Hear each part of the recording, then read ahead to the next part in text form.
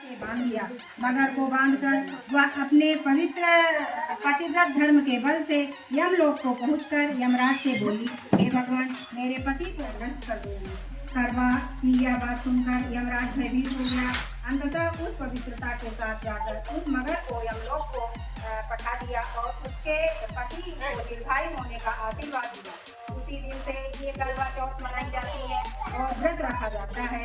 हे करवा माता, जैसे तुमने अपने पति की रक्षा की, ऐसे ही सबके पतियों की रक्षा करना। भोजन करते थे। एक दिन कार्तिक की चौथ का व्रत आया तो भाई बोला कि बहन आओ भोजन करें। बहन बोली कि आज करवा चौथ का व्रत है, चांद निकलने पर ही खाऊंगी। अब भाइयों ने सोचा कि चांद निकलने तक बहन भूखी रहेगी। तो एक भाई ने दिया जलाया। उसका पति बहुत बीमार है, जल्दी भेजो। माँ ने जब लड़की को विदा किया तो कहा कि रास्ते में जो भी मिले उसके पास छूना और जो कोई सुहाग का आशीष दे उसके पल्ले में गांठ लगाकर उसे कुछ रुपए देना। बहन जब भाइयों से विदा हुई तो रास्ते में जो भी मिला उसने यही आशीष दिया कि तुम सब भाइयों की बहन, तुम्हारे भाई सुखी रहे और तुम उनका सुख देखो। सुहाग का आशीष किसी ने भी नहीं दिया। जब वह ससुराल पहुंची तो दरवाजे पर उसकी छोटी ननद खड़ी थी।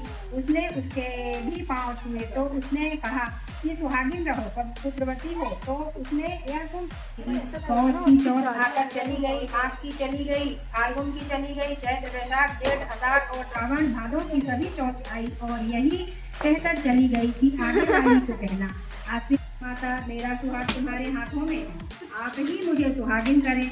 तो माता जी बोली, पापिन हत्यारी, मेरे पांव पकड़ कर क्यों बैठ गई। तब वह बोली कि जो मुझसे भूल हुई उसे क्षमा कर दो, अब भूल नहीं करूंगी। तो चौथ माता ने प्रसन्न होकर आंखों से काजल, नाखूनों में से मेहंदी और टीके में से रोली लेकर छोटी उंगली से